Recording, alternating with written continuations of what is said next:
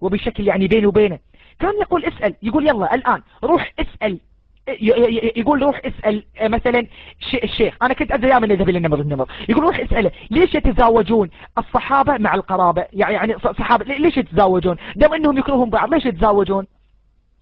أروح عند الشيخ حسن، أروح عند الشيخ النمر يقول لي أساسا كانوا مجبورين. طيب أنا لما أسمع كانوا مجبورين، طيب ليش مجبورين؟ يعني شو اللي بيجبر ذو الفقار، شو اللي بيجبر حيدرة يعني القوي اللي عندنا حيدرة اللي هو عنده القدرة الإلهية.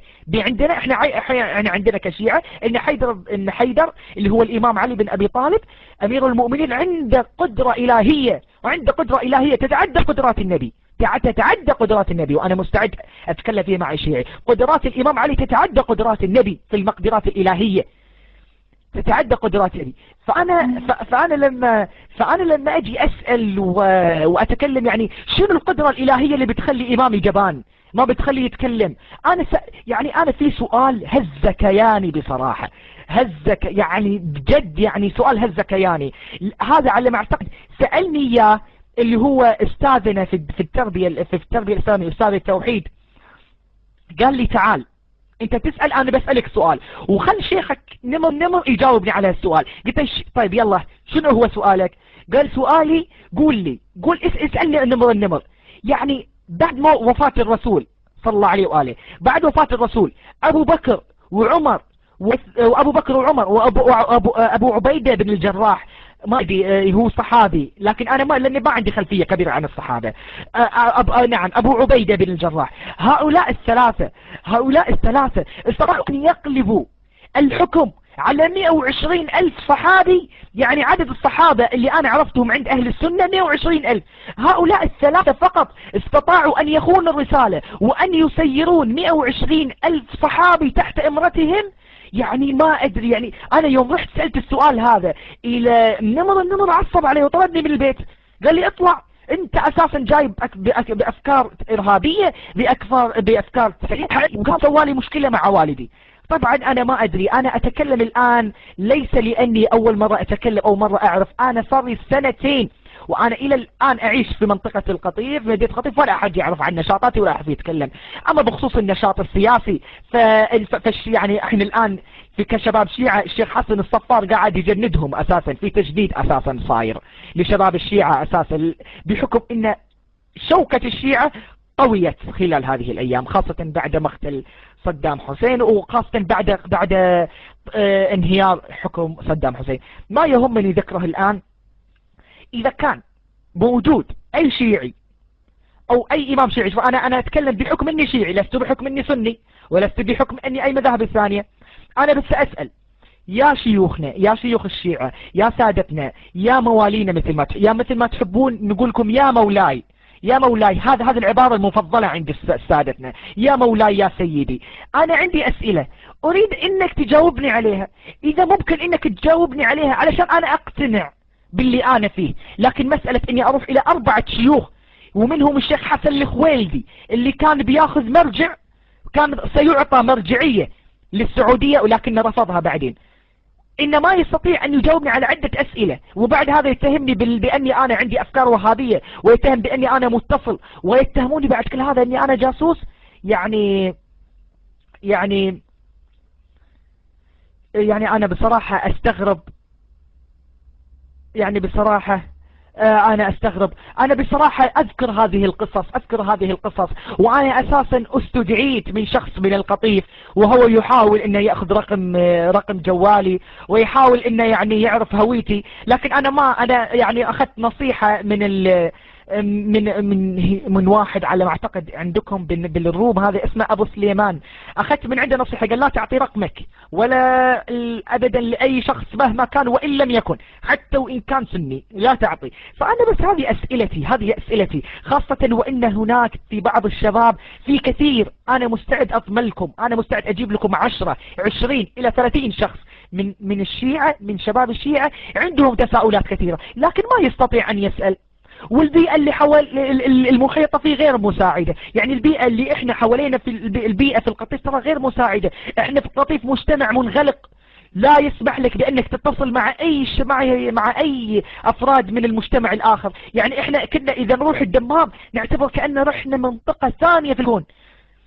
فهذه أسئلتي يعني فهذه أسئلتي لشيوخنا. يا شيوخنا إذا كان عندكم أجوبة جاوبوني، لكن ما يجيني واحد مثل نادر يقعد يسبني سب، وأنا نادر سألني أسئلة. قال لي انت، يعني سألني سؤال، قال انا راح اكتشف اذا انت شيعي او لا. قلت له يلا اسألني. قال لي شنو زوجة الامام السابع؟ يا الله، انت تعرف شنو معنات شنو زوجة الامام السابع؟ انا اعرف الامام السابع، لكن قلت له شنو انا يعني انا مستعد اضمن لك 100% ان اغلب اهل السنة مثلا ما يعرفون شنو اسم، يعني مو اغلبه، خلني انا بتكلم، اسمحوا لي، 70% إلى 80% لا يعرفون، يعني شباب اهل السنة لا يعرفون زوجة ابي بكر رغم ان خليفة رسول الله الاول، ما يعرفون اسم زوجته. ما هو منهم، ليس تقصيرا منهم، ولكن ما اخذت الحاجة في التاريخ الاسلامي لان يذكر اسم زوجة لان تذكر اسم زوجة ابو بكر، ما أخذت. فيعني يصطادون في الماء العكر، يصطادون في أسئلة، وأنا مستعد أبصم 100% إن يعني أكثر من 99.99 من شباب القطيف والأحساء لو تسألهم شنو زوجة الإمام السابع والله ما يعرفون. لأن زوجة الإمام السابع يعني إحنا ما نعرف إلا يلا إحنا نعرف زوجة الإمام الحسين. يعني ليش تعطيني أسئلة من الصعب على الشاب القطيفي الشيعي العادي الذي ليس له أي علم في المذهب، بتسأله أسئلة علشان تطبع كلامه وتحطه بالروم وتقول هذا ما يعرف عن الشيعة؟ يا أخي بالله تعقلوا يا شيعتنا، يعني فضحتونا في الرومات. يعني أنا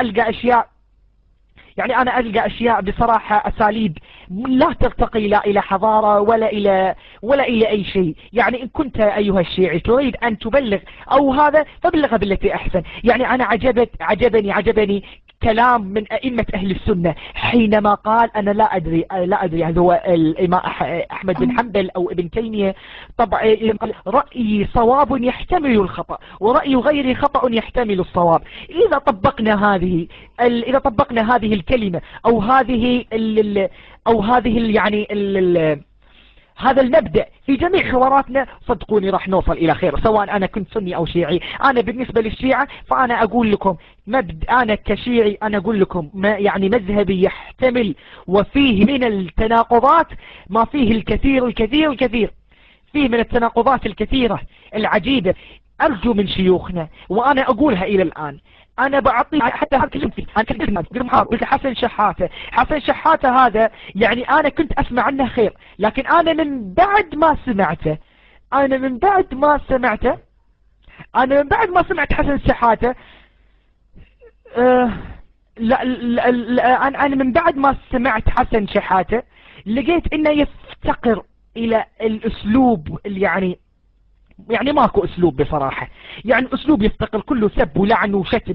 يعني ليش؟ يعني اذا انت تبي تقنعني تعال خذني اشفق علي واعتبرني انا شيعي مشفق، لكن الى متى؟ انا قلت لحسن شحاتة وقلت للشيوخ الشيعة، قلت لكم عندكم الى 15 واحد او الى 9 واحد، والله الى 9 واحد، اذا ما في واحد قلت لكم عندكم الى 9 واحد الى قبل يوم 10 اذا ما جاوبتنوا على هاي الاسئلة. وانا ارسلت الى ايميل الشيخ حسن الصفار، وارسلت الى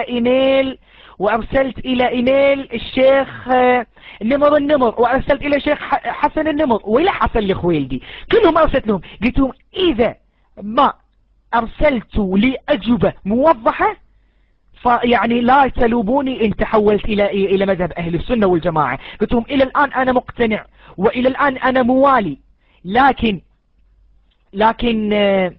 لكن إذا ما أعطيتوني أجوبة واضحة صريحة مقننة عن كيفية